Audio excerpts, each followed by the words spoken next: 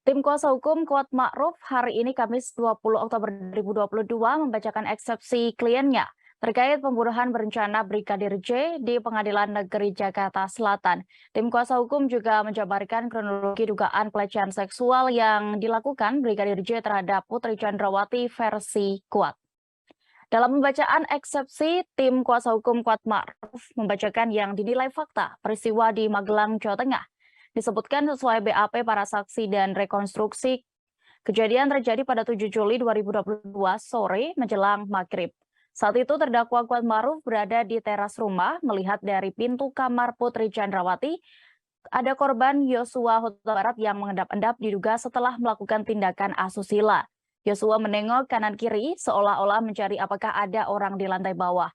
Terdakwa Kuat kemudian meneriaki Yosua yang langsung lari ke arah dapur hingga garasi lalu kembali masuk ke dalam rumah melalui pintu depan. Kuat Ma'ruf kemudian berteriak kepada ART yang bernama Susi dan memintanya memeriksa kondisi Putri Chandrawati. Di kamar, saksi Susi mendapati Putri Chandrawati dalam keadaan tergeletak dengan mata tertutup, lemas dan badan terasa dingin dan lembab. Sementara terdakwa Kuat sudah berada di kamar dengan membawa pisau untuk berjaga-jaga. Selesai menelepon Ricky Rizal, Putri Chandrawati kemudian memintanya memanggilkan korban Yosua untuk menghadapnya. Putri kemudian berkata akan mengampuni seluruh perbuatan Yosua terhadapnya asal korban berani resign dari pekerjaannya.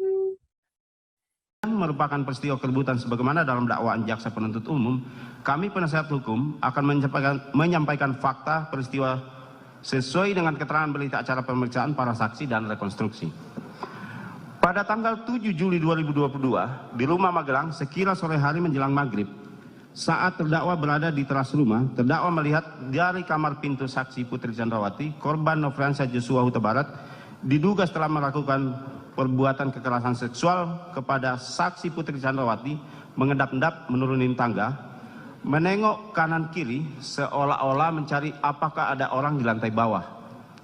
Terdakwa yang kebetulan berada di teras depan jendela kaca melihat korban Nofriansah Joshua Huta Barat tersebut dan meneriaki, "Woi!" Ternyata teriakan tersebut membuat korban Nofriansah Joshua Huta Barat lari ke arah dapur, yang kemudian terdakwa menyusul mengejar korban Nofriansah Joshua Huta Barat ke dapur, terus berlari ke arah garasi mobil dan masuk kembali ke dalam rumah melalui pintu depan atau pintu ruang tamu. Sambil terus mengejar korban Nofriansah Joshua Huta Barat, juga melalui pintu ruang tamu, terdakwa lalu berteriak kepada saksi Susi, "Susi, lihat ibu, lihat ibu." Kemudian Susi lari ke kamar saksi Putri Chandrawati dan Susi berteriak, "Ibu, ibu, ibu." Akhirnya terdakwa berhenti mengejar korban Nofriansah Joshua Huta Barat. Terdakwa kemudian lari ke atas kamar saksi Putri Chandrawati melalui ruang makan, kemudian mengambil pisau untuk berjaga-jaga.